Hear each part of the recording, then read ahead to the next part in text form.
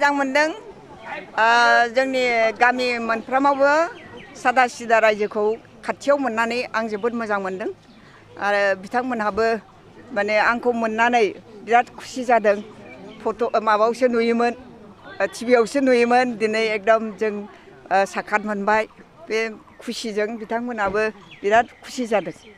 दा बे हिसाबै माने रिलेसना आरोबाव साबसिन जानोसै आरो बे गामिनि माने रायजो राजाजों। दा बेबायदि आंबो बिराद मोजां मोनदों जे रायजो राजाया माने आं फैनायखौ लानानै बिराद खुसि जादों।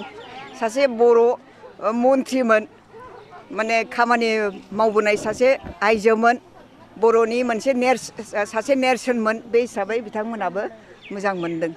जिखिजाया आं खुसि जादों। नोंथाङा बेवहाय रायजो राजाजों मा सावरायफैदो? सावरायनाया बेनो रियेल बाथ्राया मा जोंना रायजो राजा गोबाङानो मोनथिया बेफोर बाथ्राखौ मोनथिया।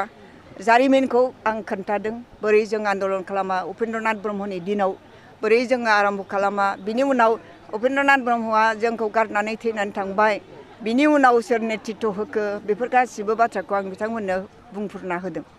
जे आन्दलना प्रेक्टिकेल आन्दलना मा ओरैनो साव रायजो राजाखौ लेंहरनानै फोथाराव जिरायनायानो आन्दलन नङा। बे खालि ओरैनो सिम्बलिक दिन्थिनाय खिन्थु जों प्रेक्टिकेल रायजो राजाखौ लानानै जे आन्दलन खालामदों रायजो राजानि जोंनि बोलोमोन बेफोरखौ आङो बुंदों बिथांमोना माने मोजां मोनदों आरो। नोंथाङा कख्लाबारि समस्थियाव आगोल मन्थ्रि जानाय समाव फैयामोन नामा? कख्लाबारियावथ' ओरैनो माने सकफ्राव फैयो अफिसाव फैयो। गामि ओनसोलाव जुदि दरखार जायोबा जेनेबा बहाबा पिएचसि दङ बे पिएचसिखौ बानायदों लामा होदों आङो सापागुरि समस्थिनि आन्दाराव लामा सामा सेंसन खालामना हरदों बबेबा जाम्फैखौ सेंसन खालामना हरदों बे हिसाबै बै जायगाफ्राव आं फैदों आरोखि। बे समाव कख्लाबारि समस्थियाव शंकर बसुमतारिया नोंथांमोननि दोलोनिफ्राय बिजाथि गसंदों माबायदि अनसायनाय मोनदों? ना शंकर बसुमतारिखौ रायजो राजाफ्रा बिराद मोजां मोनो फोथायनाय दं बिथांनि सायाव।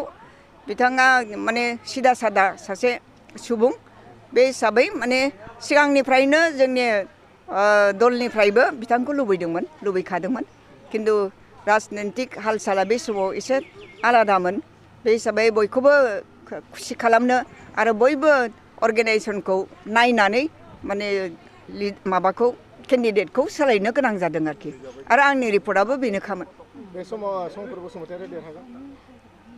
आंहा दा सरकारि दोलोआ मा खालामो जुदि कारापसन खालामोब्ला कारापसन बेआइनि भाबै जुदि खामानि मावोबा होमबा आलादा जानो हागौ खिन्थु प्रेक्टिकेल इलेक्सनखौ इलेक्सन बायदि जुदि हगार हरोबा जों देरहागोन आरोखि।